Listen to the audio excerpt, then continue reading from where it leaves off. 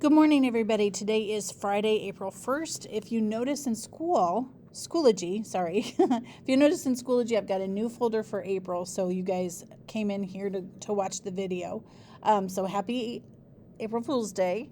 I have an objective today.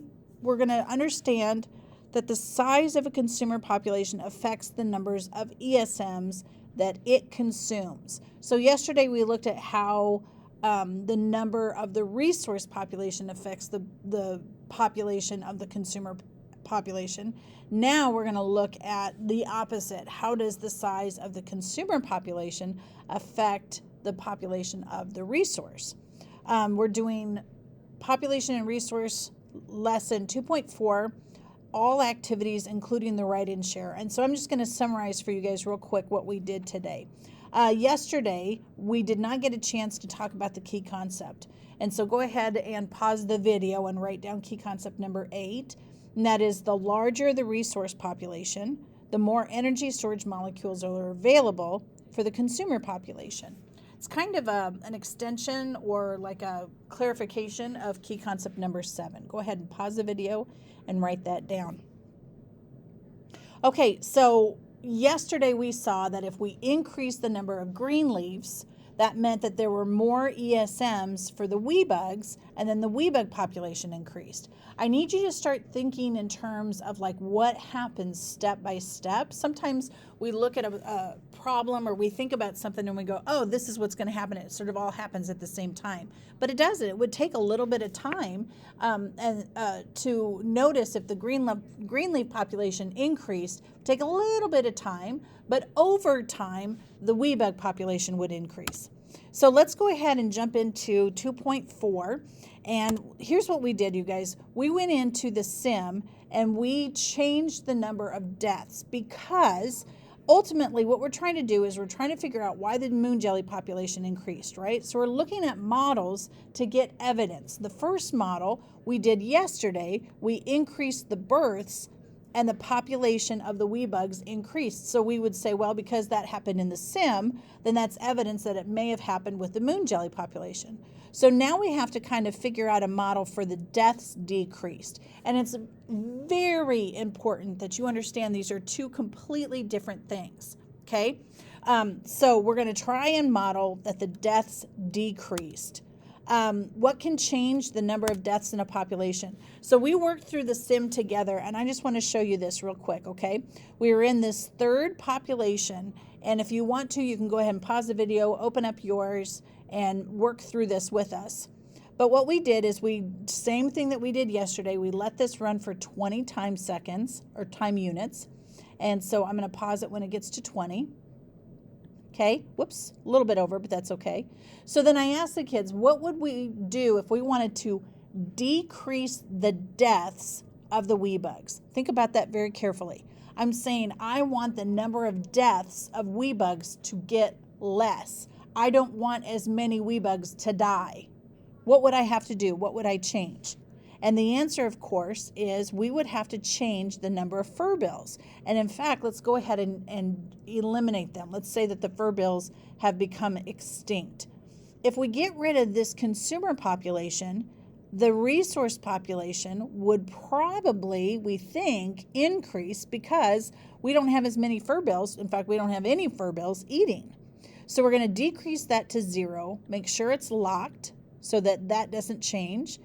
Notice that we had 105 wee bugs here, and we're going to go ahead and let this run for another 20 time units. Now, I didn't change the green leaf population. I'm going to talk to you about that in a minute. We just changed the consumer population. Okay, so now we're at 40. Let's go ahead and analyze. Now, the green leaf population during the first, during the first 20 time units, you'll see the population of the wee bugs was 108, 29 died, and then afterwards, population was 113, so the population increased, and only 23 died. Okay, so that's a pretty good deal. I want to get this over as much as I can. There's 22. 22 died. Now, I want you to understand that I didn't do anything with the wee bug or with the green leaves because the green leaves have nothing to do with the deaths of the wee bug. It's very, very important that you remember if you're wanting to do anything increase or decrease births, I have to deal with the resource population of that organism because that's where we get the ESMs to reproduce. If I want to increase or decrease deaths, then I'm going to manipulate the consumer population of that population because they're responsible for the deaths. They're two very, very different things.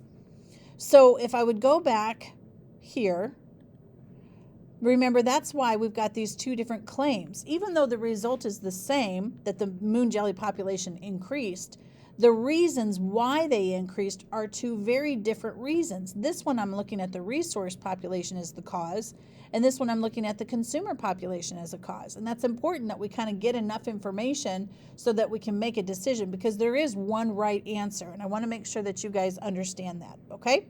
All right, so then the last thing I'm going to tell you is we did this write and share activity. And if you go into Schoology, you'll see that. Basically, we've got 3 different scenarios. And we didn't have enough time in all the classes to get together. So this is just like a homework activity for you. You're given a resource population and a consumer population.